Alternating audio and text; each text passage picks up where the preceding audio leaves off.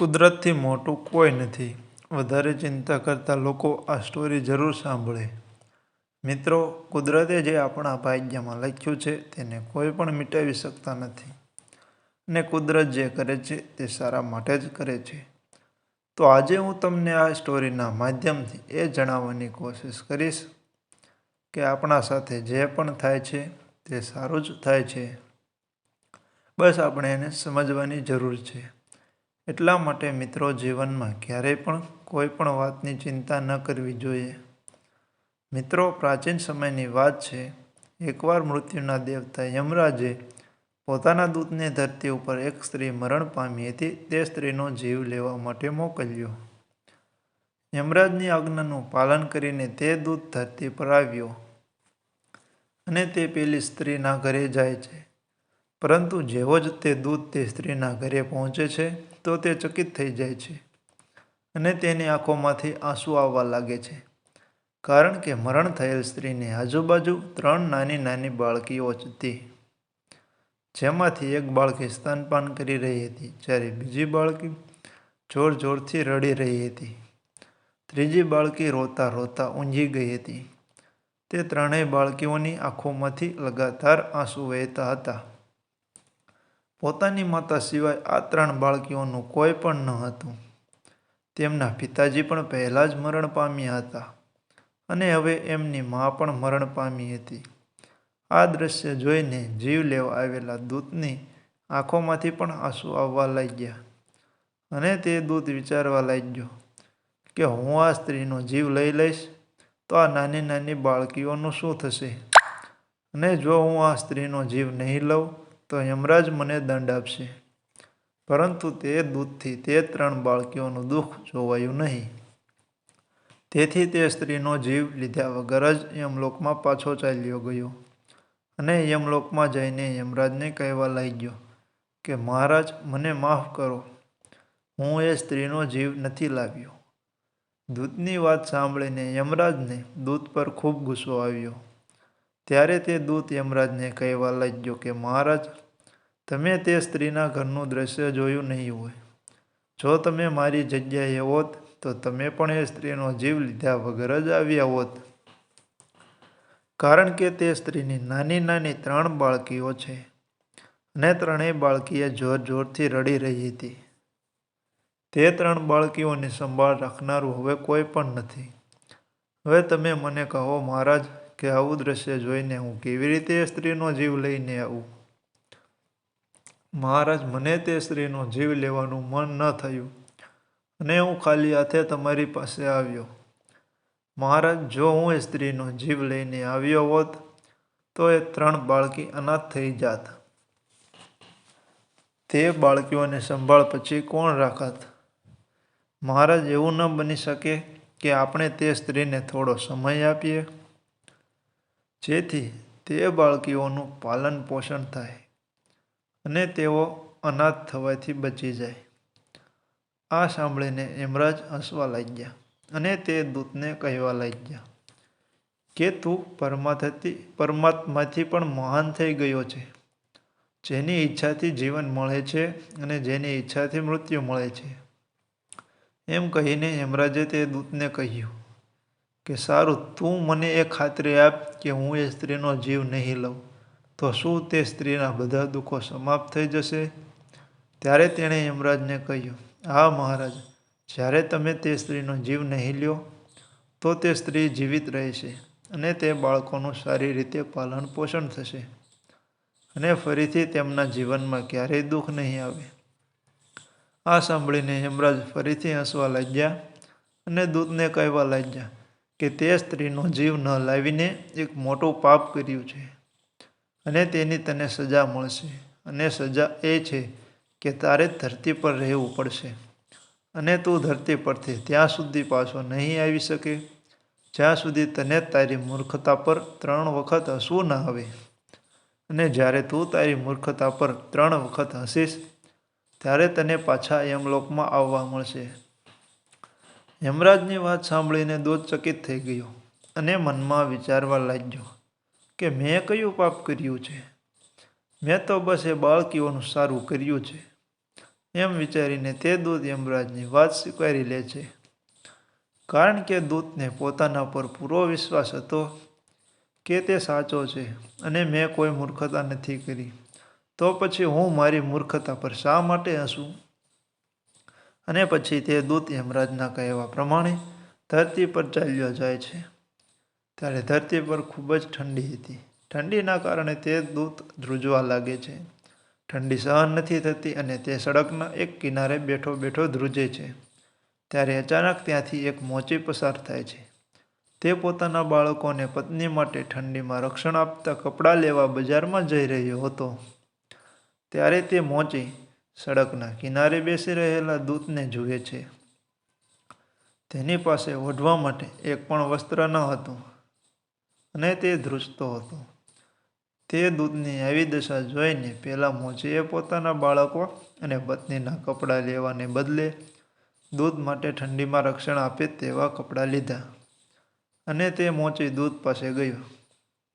તે દૂતને કહેવા લાગ્યો કે ભાઈ, તારી પાસે ઠંડીમાં પહેરવા માટે કપડાં કે ઓઢવા માટે કંઈ પણ નથી, તો હું તારા માટે આ કપડાં લાવ્યો છું. તે તું પહેરી લે, નહીંતર આવી ઠંડીમાં તું મરી જઈશ. મોચીની આ વાત સાંભળીને દેવદૂતે મોચીને કહ્યું કે મારે ઘર કે પરિવાર કાંઈ નથી અને રહેવા માટે કોઈ વ્યવસ્થા પણ નથી. આવી ભયાનક ઠંડીમાં હું ક્યાં રહીશ? ત્યારે મોચીએ કહ્યું કે ભાઈ, તું ચિંતા ન કર અને તું મારી સાથે મારા ઘરે ચાલ. તું મારી સાથે મારા ઘરમાં રહી શકે છે. પરંતુ ભાઈ, મારી એક વાત હંમેશા યાદ રાખજે કે હું મારી પત્ની અને મારા બાળકોને ઠંડીમાં પહેરવા માટે કપડાં લઈ જવા માટે પૈસા લાવ્યો હતો, પરંતુ તે પૈસામાંથી મેં તારા માટે કપડાં લઈ લીધા અને હું તને મારા ઘરે પણ લઈ જાઉં છું. તેથી મારી પત્ની આ બધું જોઈને ખૂબ જ ગુસ્સે થશે અને અપશબ્દો પણ કહેશે, પરંતુ તું ચિંતા ન કરતો. થોડા દિવસોમાં બધું ઠીક થઈ જશે. એવું કહીને તે મોચી દૂતને લઈને પોતાના ઘેરે ગયો. પરંતુ એક વાત અદ્ભુત હતી કે ના તો એ મોચીને ખબર હતી કે તે જેને પોતાના ઘરે લઈ જાય છે તે એક દેવદૂત છે, અને ના તો એ મોચીની પત્નીને ખબર હતી કે તેના પતિ જેને ઘરે લઈને આવ્યા છે તે એક દેવદૂત છે, જેના આગમનથી ઘરમાં ખુશીઓ આવી જશે. દેવદૂતને જોઈને મોચીની પત્નીએ કહ્યું કે તમે આ કોને લઈને આવ્યા છો અને તમે કપડાં કેમ નથી લાવ્યા? ત્યારે મોચીએ પોતાની પત્નીને બધી વાત કરતાં કહે છે કે આપણી પાસે તો ઠંડીથી બચવા માટે બીજા ઘણા કપડાં છે, પરંતુ આ માણસ પાસે તો એક પણ વસ્ત્ર નહોતું. તેથી આપણા કરતાં કપડાની વધારે જરૂરિયાત એને છે. જો મેં એની મદદ ના કરી હોત તો એ ઠંડીના કારણે મરી ગયો હોત. અને આ માણસ પાસે ઘર પણ નથી, તેથી હું તેને મારી સાથે આપણા ઘરે લઈ આવ્યો છું. ત્યારે મોચીની પત્નીએ મોચીને કહ્યું કે આપણે અહીં ધર્મશાળા ખોલી છે. તમે ગમે તેને ઘરમાં લઈને આવો છો. આપણા ઘરમાં જ ખાવા માટે કેટલી મુશ્કેલી પડે છે. તેમાં તમે આ ભિખારીને પણ આપણા ઘરે લઈ આવ્યા. મોચીની પત્નીએ મોચીને ખૂબ જ અપશબ્દો કહ્યા. આ બધું પેલો દેવદૂત સાંભળી રહ્યો હતો અને આજ તે દેવદૂત પહેલીવાર પોતાની મૂર્ખતા પર હસે છે. ત્યારે મોચી તેને હસતા જોઈ જાય છે. ત્યારે તે મોચી દેવદૂતને કહે છે કે કેમ ભાઈ, તું શા માટે હસે છે? ત્યારે દેવદૂતે મોચીને કહ્યું કે જ્યારે હું 3 વખત હસીશ એના પછી હું તમને કહીશ કે હું કેમ હસું છું. એના પહેલાં હું તમને કંઈ પણ ના બતાવી શકું. દેવદૂત પહેલીવાર એટલા માટે હસ્યો હતો કારણ કે મોચીની પત્ની એ જોઈ શકતી નહોતી કે તેના ઘેર એક દેવદૂત આવ્યો, જેના આગમનથી ઘરમાં ખુશીઓ આવી શકશે. પરંતુ મોચીની પત્નીની પણ કાંઈ ભૂલ નથી, કારણ કે માણસ કેટલા દૂર સુધી જોઈ શકે. મોચીની પત્નીને તો બસ પોતાના બાળકોના કપડાં ન આવ્યા એને લઈને ચિંતા હતી. એટલે કે જે એની પાસે નથી તેને લઈને એ ચિંતિત હતી. પરંતુ દેવદૂતના રૂપમાં જે એને મળ્યું હતું એ તે જોઈ શકતી નહોતી.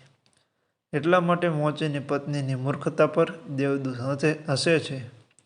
મિત્રો, જીવનમાં પણ દરેક માણસ સાથે આવું થયું હોય છે. જે વસ્તુ આપણી પાસે નથી કે જે વસ્તુ આપણા પાસેથી જતી રહી છે એને લઈને આપણે દુઃખી અને ચિંતિત રહીએ છીએ. પરંતુ જે આપણી પાસે છે એની આપણે કદર કરતા નથી. તેને આપણે જોઈ શકતા નથી. જે વીતી ગયું એને આપણે પાછું લાવી શકતા નથી.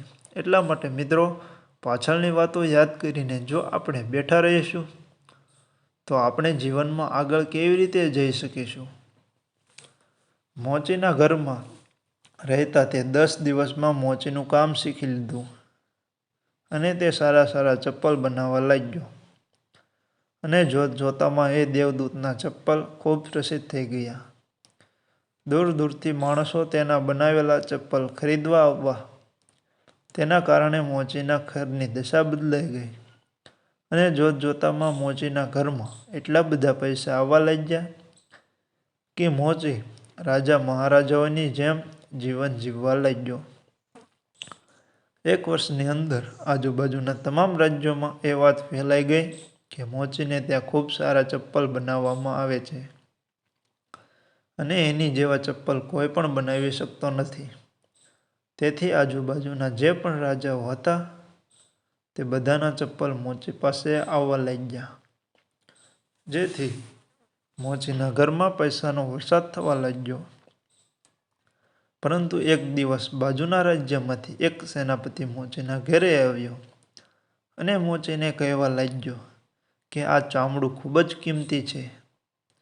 આ ચામડામાંથી તારે અમારા રાજા માટે મોજડી બનાવવાની છે, ચપ્પલ નહીં. પરંતુ ધ્યાન રાખજે, કોઈ પણ ભૂલ ન થાય અને આ લે નમૂનો, બિલકુલ આવી જ મોજડી બનાવજે. ને ખાસ ધ્યાન રાખજે કે મોજડી જ બનાવવાની છે, ચપ્પલ નહીં. તે રાજ્યની એક પ્રથા હતી કે જ્યારે પણ કોઈ વ્યક્તિ મરી જાય, પછી રાજા હોય કે રાજ્યનો કોઈ પણ વ્યક્તિ હોય, ત્યારે તેની સાથે ચામડાના નવા બનાવેલા ચપ્પલ મૂકવામાં આવતા અને પછી જ તેનો અગ્નિ સંસ્કાર કરવામાં આવતો. સેનાપતિના ગયા પછી મોચીએ દેવદૂતને કહ્યું કે આ ચામડામાંથી એક ખૂબ જ સુંદર મોજડી બનાવવાની છે. યાદ રાખજે, રાજાનો આદેશ છે કે આ કિંમતી ચામડામાંથી ચપ્પલ નહીં પરંતુ મોજડી બનાવવાની છે. ધ્યાન રાખજે, કોઈ ભૂલ ન થાય, નહીંતર આપણે મોટી મુસીબતમાં ફસાઈ જઈશું. મોચી દ્વારા આટલું બધું કહેવા છતાં પણ તે દેવદૂતે કિંમતી ચામડામાંથી મોજડી બનાવવાના બદલે ચપ્પલ જ બનાવ્યા. અને જ્યારે મોચીને ખબર પડી કે દેવદૂતે મોજડી બનાવવાના બદલે ચપ્પલ બનાવ્યા છે, ત્યારે તે મોચી દેવદૂત પર ખૂબ જ ગુસ્સે થયો અને લાકડી વડે તે દેવદૂતને મારવા લાગ્યો.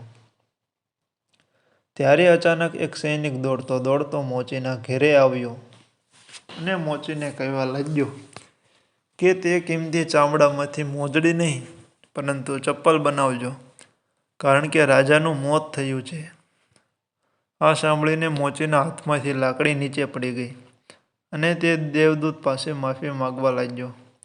ત્યારે દેવદૂત હસવા લાગ્યો અને કહેવા લાગ્યો કે કંઈ વાંધો નહીં મિત્ર, હું તો બસ મારી સજા ભોગવી રહ્યો છું. દેવદૂતની આ વાત સાંભળીને મોચી કહેવા લાગ્યો કે કેવી સજા? અને મેં તને આટલો બધો માર્યો, તેમ છતાં પણ તું શા માટે હસ્યો? ત્યારે દેવદૂતે કહ્યું કે જ્યારે હું 3 વખત હસી લઉં ત્યારે હું તમને બતાવીશ કે હું શા માટે હસ્યો હતો. હાલ તો હું તમને કંઈ ના બતાવી શકું. આ જીવનમાં માણસ એ વસ્તુઓ પાછળ ભાગે છે જેની એને જરૂરિયાત જ નથી. ભવિષ્યને કોઈ જાણી શક્યું નથી કે કાલે શું થવાનું છે. ત્યારે માણસ પોતાના પાછળના અનુભવોના આધારે ભવિષ્યના નિર્ણય લેતો રહે છે અને વિચારે છે કે ગઈકાલે મારી સાથે આવું થયું હતું તો આવતીકાલે પણ મારી સાથે આવું થશે. જ્યારે કાલે શું થશે એ કોઈ માણસ જાણી શકતો નથી. રાજા જીવતો હતો ત્યારે તેને મોજડીની જરૂરિયાત હતી અને આજે જ્યારે મરી ગયો ત્યારે તેને ચપ્પલની જરૂર છે. એટલા માટે મિત્રો, જીવનમાં ચિંતા કરવાનું છોડી દો અને ખુશીથી જીવન પસાર કરો. દેવદૂતને ફરીથી પોતાની મૂર્ખતા પર હસવું આવે છે અને તે મનમાં વિચારે છે કે મને શું ખબર કે 3 નાની નાની બાળકીઓનું ભવિષ્ય કેવું હશે. હું ફાલતુમાં યમરાજની આજ્ઞાનું ઉલ્લંઘન કરીને આજે આ સજા ભોગવી રહ્યો છું. ઘણા વર્ષો પસાર થઈ ગયા. એક દિવસ દેવદૂત મોચીની દુકાન પર બેસીને ચપ્પલ બનાવી રહ્યો હતો. ત્યારે તે દેવદૂતની પાસે 3 છોકરીઓ આવી. તે 3 છોકરીઓ સાથે એક ઘરડી સ્ત્રી પણ હતી. એ 3 છોકરીઓના લગ્ન થવાના હતા. એટલા માટે તે પોતાના ચપ્પલ બનાવવા માટે મોચીને ત્યાં આવી હતી. જ્યારે દેવદૂતે 3 છોકરીઓને જોઈ તો તે તરત જ તેમને ઓળખી ગયો અને મનમાં વિચારવા લાગ્યો કે આ તો પહેલી જ 3 દીકરીઓ છે જેમની માતાનો જીવ લીધા વગર હું યમરાજ પાસે ગયો હતો, અને આ 3 દીકરીઓના કારણે જ હું અહીંયા સજા ભોગવી રહ્યો છું. જ્યારે દેવદૂતે 3 છોકરીઓની હાલત જોઈ તો તે હેરાન રહી ગયો, કારણ કે તેમના પહેરવેશ ઉપરથી તો 3 છોકરીઓ કોઈ મોટા ઘરની લાગતી હતી, અને તે 3 છોકરીઓ ખૂબ જ સુંદર હતી.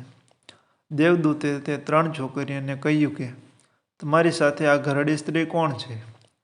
ત્યારે પાસે ઊભેલી સ્ત્રી બોલી કે આ 3 છોકરીઓ મારી પડોશી સ્ત્રીની દીકરીઓ છે. બાળપણમાં તેમની મા મૃત્યુ પામી અને આ દીકરીઓ ખૂબ જ ગરીબ હતી. તેમની પાસે ખાવા માટે પણ કંઈ ન હતું. આ 3 દીકરીઓ અનાથ હતી, પરંતુ મેં આ 3 દીકરીઓને પોતાની દીકરીઓની જેમ પાલન પોષણ કર્યું છે, કારણ કે મારે એક પણ સંતાન ન હતું.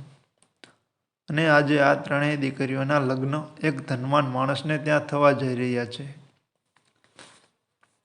તે ઘરડી સ્ત્રીનો જવાબ સાંભળીને દેવદૂત મનમાં વિચારવા લાગ્યો કે આજે આ 3 દીકરીઓની મા જીવતી હોત તો તેમના ઘરે ભયંકર ગરીબી હોત, અને તે 3 દીકરીઓના લગ્ન ક્યારેય પણ ધનવાન પરિવારમાં ન થાત.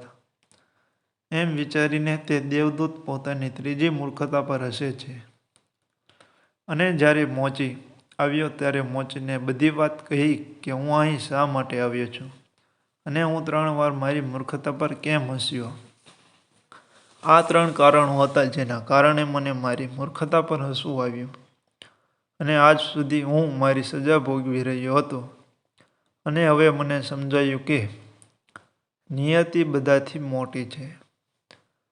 કુદરતથી મોટું કંઈ પણ નથી. તે જે પણ કરે છે તે બધું સારા માટે જ કરે છે, પરંતુ આપણે તેને જોઈ શકતા નથી. તો મિત્રો, અમારી આ સ્ટોરી તમને પસંદ આવી હોય તો કમેન્ટમાં જણાવજો, અને વિડીયોને લાઇક, શેર અને ચેનલને સબસ્ક્રાઈબ જરૂર કરજો. જય શ્રી કૃષ્ણ.